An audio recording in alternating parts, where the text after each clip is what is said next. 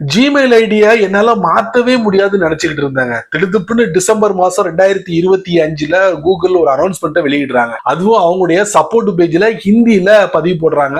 நான் Google chrome வழியா போய் என்னுடைய மொழிக்கு மாத்தி அதை நான் தெரிஞ்சுக்கிட்டேன். என்ன போட்டிருந்தாங்கன்னா, உங்களால இனி ஜிமெயில் ஐடியா மாத்திக்க முடியும் அப்படின்னு. கிட்டத்தட்ட 20 வருஷத்துக்கு மேல அதை கட்டி காத்துக்கிட்டு இருந்தாங்க, திறந்து விடாம. என்னமோ தெரியல, கூகுள் காரன் திறந்து விட்டுட்டான். ஆனா ஒரு தடவை தான் உங்களால மாத்த முடியும். அதுக்கப்புறம் நீங்க ஒரு வருஷம் கழிச்சு தான் உங்களுடைய ஜிமெயில் ஐடியை மாத்த முடியும். நல்லா தெரிஞ்சுக்கோங்க. சோ அது எப்படி மாத்தணும் அப்படிங்கிற விவரங்களை நான் உங்களுக்கு இந்த வீடியோல பதிவு பண்றேன்.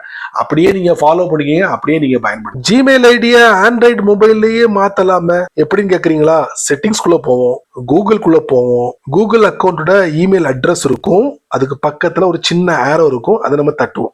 அதுக்கப்புறம் கூகுள் அக்கௌண்ட், அதுக்கப்புறம் பர்சனல் இன்ஃபோ, அதுக்கப்புறம் இமெயில், அதுக்கப்புறம் கூகுள் அக்கௌண்ட் இமெயில் அட்ரஸ் இருக்கும், பக்கத்துல ஒரு ஆரோ தட்டுவோம். இந்த இடத்துக்கு நீங்க வரணும்னா கண்டிப்பா இந்த கூகுள் அக்கௌண்ட் இமெயில் ஐடியோட பாஸ்வேர்டை கொடுத்தா மட்டும்தான் இந்த இடத்துக்கு வர முடியும். இப்போ சேஞ்ச் கூகுள் அக்கௌண்ட் இமெயில் ஈஸியா மாத்திக்கலாம். பிரைவசி அண்ட் பாலிசி எல்லாத்தையும் படிச்சு பாத்துக்கோங்க. அப்படியே கீழே வந்தீங்கன்னா புது யூசர் நேம் கொடுத்து சேஞ்ச் இமெயில் கொடுத்துட்டீங்கன்னா அந்த பழைய இமெயில் வந்து ஆல்டர்னேட்டிவா போயிடும், புது இமெயில் அங்க போய் உட்காந்துக்கும். அவ்வளவுதான். இந்த மாதிரி சின்ன சின்ன விஷயங்கள் நிறைய தெரிஞ்சுக்கணும் ஆசைப்பட்டீங்கன்னா வழக்கம் போல நம்ம சேனல்ல ஃபாலோ பண்ணுங்க.